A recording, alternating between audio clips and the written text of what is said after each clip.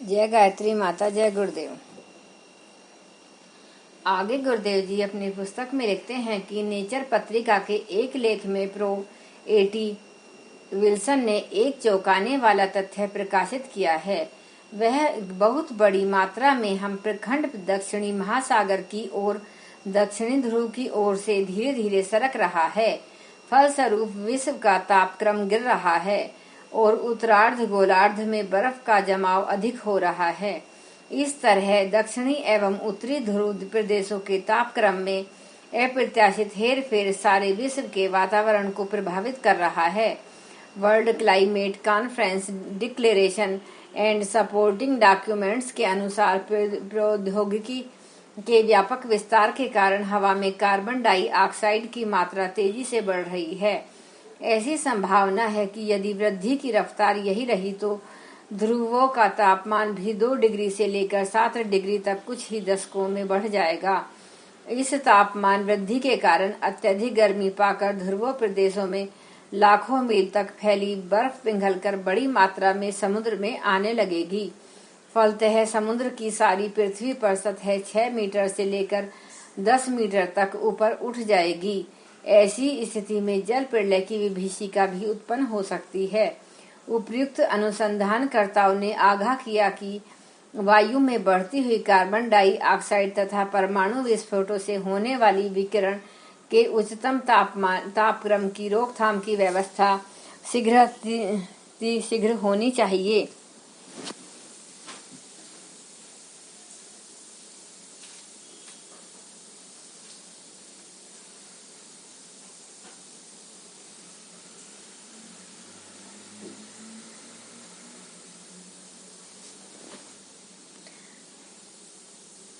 बीच में अभी डिस्टरबेंस आ गई थी, इसके लिए सॉरी। कहा जा चुका है कि ध्रुव प्रदेशों जितने रहस्यमय एवं संपदा संपन्न हैं, उतने ही संवेदनशील भी। इन केंद्रों पर छेड़छाड़ का अर्थ होगा अकल्पनीय प्राकृतिक विपदाओं को आमंत्रित करना।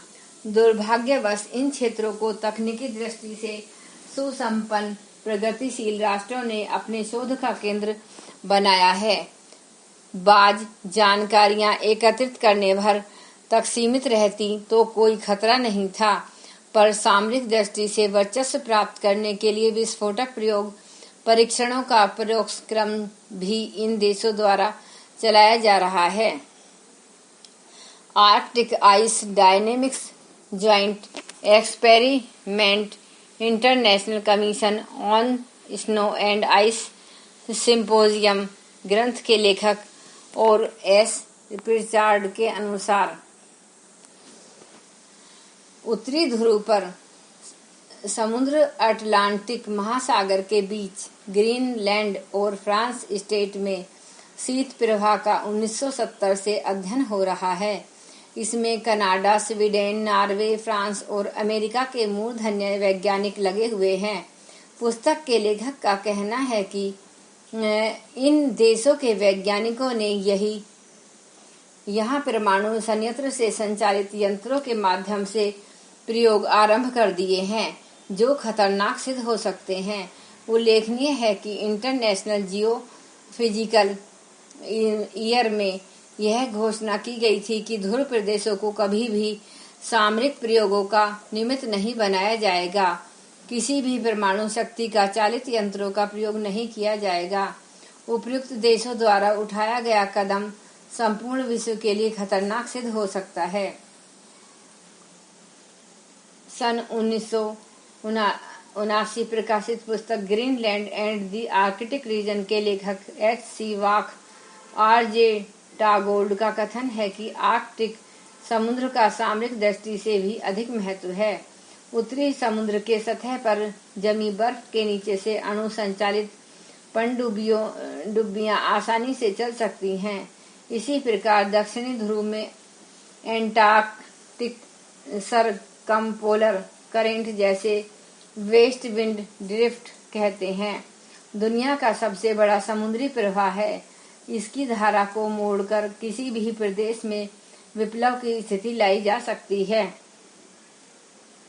उपयुक्त विशेषज्ञों ने यह संभावना व्यक्त कि अमेरिका तथा रूस की परमाणु चलित पनडुब्बियां इन क्षेत्रों में चलने लगी हैं तथा ये दोनों ही देश इन केंद्रों पर ऐसे प्रयोग परीक्षण कर रहे हैं जिससे मौसम पर नियंत्रण प्राप्त किया जा सकेगा। ऐसा भी अनुमान है कि अगले युद्धों में इन केंद्रों में से मासूम में व्यतिरेक उत्पन्न करके किसी भी देश के वातावरण में अभिष्ट प्रकार का परिवर्तन उत्पन्न कर सकना संभव होगा। आज के लिए बस इतना ही।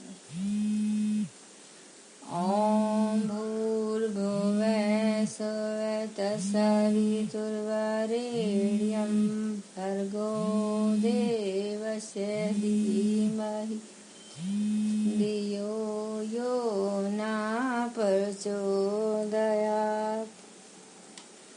जय गुरुदेव, जय गायत्री माता।